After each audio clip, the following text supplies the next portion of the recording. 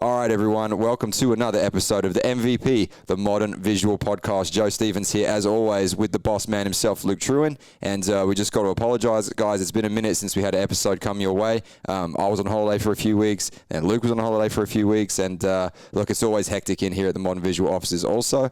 So that's why it took a little bit to get a fresh episode out to you guys. But it's here now, and we'll be trying to hit you back with that weekly content from here on out. So, Luke, it's good to be back in the chair. Yeah, definitely, Joe. I think the holiday was much deserved for both of us, and good to be back into it. That's it, mate. And I don't think the boss ever has a real holiday, but hey, you got some time off, so that's what it's all about. But right now, guys, we're going to start off this podcast with the topic of long-term and short-term marketing and what that looks like as far as strategy and implementation to your own business, and basically just establishing the difference between the two variables there for long-term and short-term, and what that looks like for you guys to try and use that moving forward. So, Luke, let's start off with, the basic differences between the two strategies of long-term and short-term marketing. We'll start with short-term. Yeah, I mean, it's pretty obvious, to be honest, but short-term is basically when you're going to get some quick wins for your business. You're going to start to obviously get return on investment sooner rather than later. And then obviously long-term being where you're putting some things in place now for the future for your business. And there's pros and cons for both. Maturity is a big word when it comes to long-term. Definitely, yeah. Yes. Okay, so like you said, short-term, quick wins, getting things moving, initial concept, initial branding, getting things out there. Long-term is a lot, more in detail and in-depth strategy to see your business's content and brand basically evolve and mature and keep leads coming in. So let's start off with as far as a short-term strategy and what some of the tools that you would use as far as what you would give to companies that engage us here at MV for some short-term marketing wins, what would that look like? Yeah, great question, Joe. I think even before looking at tactics, we want to look at what the overall strategy looks like for the business and, working out what the actual goals are for the business itself, and then reverse engineering that into some actual tactics themselves. And that is a combination typically of short-term and long-term. You can run one or the other, but ideally you'd do both. But from a short-term point of view, there's a number of, common ways you can get some quick wins. I mean, the first thing to do would be increasing the conversion rate on your website. Most businesses want to send everyone from their marketing efforts to their website, and the website acts as a bit of a tool to generate those leads. So there's a number of ways you can obviously increase that conversion rate on your website. But once you've got that up to scratch, there's a number of things that you can then do from a short-term point of view. Just some basic things there that are commonly known for short-term strategies would be something like Google Ads, formerly Google AdWords, a good way to generate some quick wins for your business. Obviously, this is all dependent on your industry as well and what you do. Facebook ads are another good way to generate some quick wins for your business. Again, really industry dependent, depends on that sales cycle length for your business. That's some very common ways. I mean, it's typically referred to as direct response marketing. Yep. And I think probably an important thing to note here is if you're looking at, short term, which unfortunately, let's face it, a lot of business owners are very short term focused. They want to see a return on that dollar they've spent for marketing really quickly. Short term may be able to give you that bang for buck feel quickly. I guess you could feel, I don't know if it's a rush or it gives you that little comfort that what you're spending is bringing something back in. But it is important to note that ad spend that you're using for Google or you're using for Facebook or whatever platform that you're choosing to, get those leads to your website, it's all at a bottom line cost. 100%. I mean, short-term strategies are always or typically more expensive than a longer-term strategy in the long run. Scaling up a short-term strategy is definitely possible, but again, you pay for that. And yeah, it's great in the meantime. And if you've got some immediate requirements to generate some income that you're not already getting, then definitely you can sacrifice the dollars to get the short-term wins where possible, again, within your industry. But ultimately, with long-term, you're going to pay a bit more on the front end now. But ultimately down the track, that's just going to help you in a big way. It's such a fraction of the cost of a short-term strategy. Yeah, I like that. And I think already we're sort of establishing that framework that you need to use both, as far as a strategy, because one without the other, it really doesn't work. Obviously, once we start to explain the long-term side of things, you guys will see that how much more sense that makes. But again, everyone has human nature. People want to see things start to happen quickly. We're impatient. short term is definitely going to give you that, but it's going to come at a cost that, like you said, Luke, scalability is not the easiest thing when it comes to those sorts of campaigns. You could probably do it on a project-based system. Like you said, you got a product you want to launch, or you need some sales, or whatever it looks like. But trying to do that moving forward as a consistent model, it's going to get pricey. Oh, definitely, and that's the thing. Like again, if you're already getting word of mouth and referrals, and your business is growing organically, and you're not in a rush to sort of take over the world, then that's where I think a longer term strategy is the first place you should start, and then ride it out and continue to have your wave of success that you're getting organically anyway. Yeah. And then obviously down the track, sort of from 6 months onwards, you might start to benefit from a longer term strategy. You start paying for it now, but over time that really starts to come back, and when it does, you can really feel it. Yeah, I agree. And I think if we move into the side of long term now, and let's start speaking of that, there's definitely some merits from the short term that can carry over into the long term. Aspects such as awareness and branding and keeping that moving from the short term into the long term.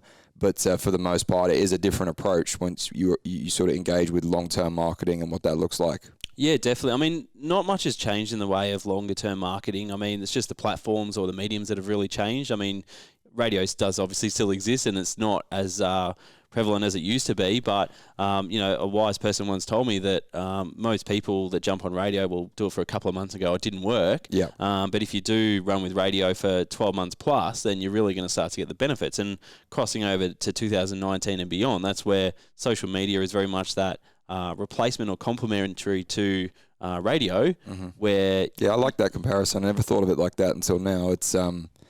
you're casting a wide net, so to speak. Yeah, it's just mass marketing. It's getting out to the masses. But I mean, the beauty of social media compared to radio is it's highly targeted, and you can get in front of the right people, and you're only paying for getting in front of the right people compared to radio, where you're paying to reach a lot of people that probably aren't your customer. I think as long as the person understands that you can refine that targeting, because I think a lot of people just press boost, and in this day and age, that's Hope for just the best. Yeah, you're just throwing money away at that point. You really do need to structure and refine that to get a return. Yeah, I think, in reference to, say, Facebook or Instagram or any other social media mediums, I think you just have to take it seriously. And, yes, you can have a bit of a play with it and hit the boost button and see what happens. Probably not much. But, yeah, I mean, a good example, if you're paying $10,000 a month for radio as a minimum, you're sort of going to have to spend the big dollars on social media to have that impact. Yeah. Otherwise, if you're spending a couple of grand a month, you're still going to get close to it, but nowhere near the power of radio in that price point. So,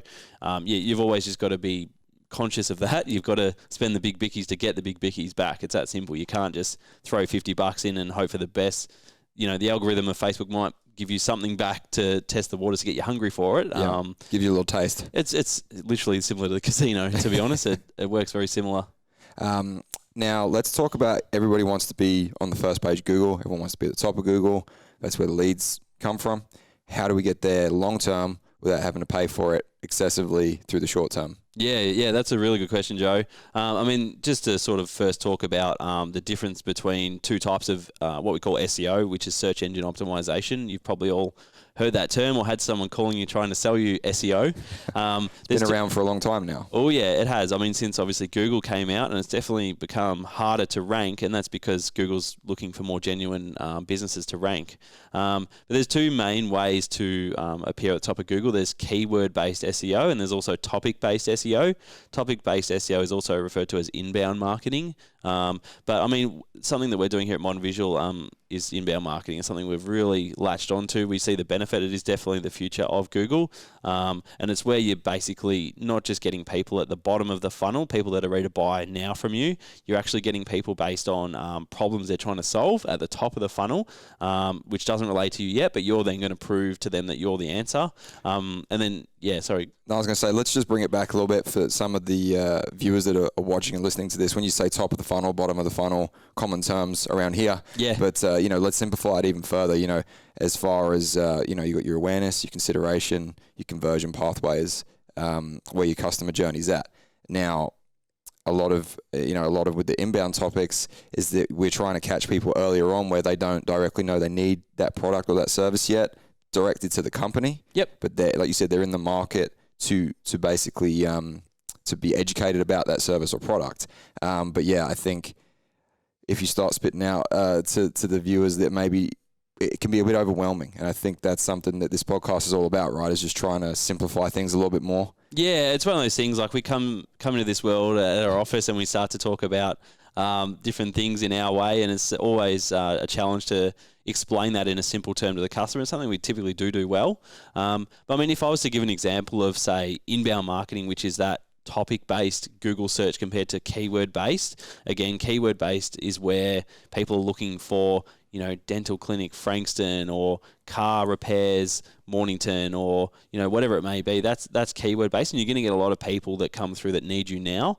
And then there's the other 80% that topic based search will help you with. So, great example, if there was a garage door company that was trying to sell garage doors for a couple of grand plus installation, they might put some articles out there on their website around how to improve the value of your home to increase the sale price. Bit of an example on the spot there. But no, everyone listening to this would have done it. You type in something you're trying to solve, as simple as, why should I fly to this country, or whatever it is. Normally the first thing you see on Google is it's the snippet, it's the image, and it's the extract from a blog or from a post. And it's educational to the topic in general, not to a service or product. Yeah, that's right. And that's where people are trying to solve that problem, and you're trying to get them into your ecosystem at that very early point, and that is what we refer to as that top of the funnel. Yep. You can imagine a funnel, and you're pouring people in the top of it. You want them to come out the bottom as a customer.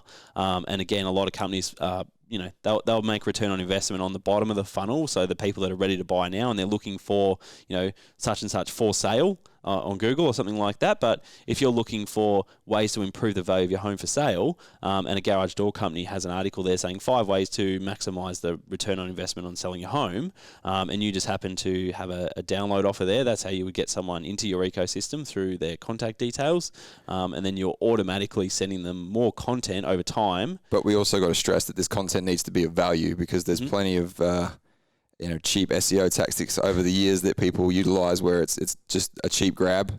But in this day and age, I think the consumer is a lot more savvy. They're being marketed to 24/7 between social media, traditional media, and everything in between. If you're not providing value through this ability to get people into your ecosystem, and then remarket's the wrong term, but just keep getting the content out to them, they're going to disengage with it very quickly if it doesn't provide value to them. Yeah, and even Google itself, back in the day, you used to be able to slot some keywords into the code, and a lot of people still think you can do that, but Google's gotten that smart now with their algorithms and how it functions, that it's all about that genuine experience for people and quality content that people love to consume and is really helpful. So, if you're trying to trick Google or look for some quick bucks by putting out some dodgy content or downloads or whatever it may be, it's just going to mean you're not going to get ranked because people won't have a good experience. Yeah.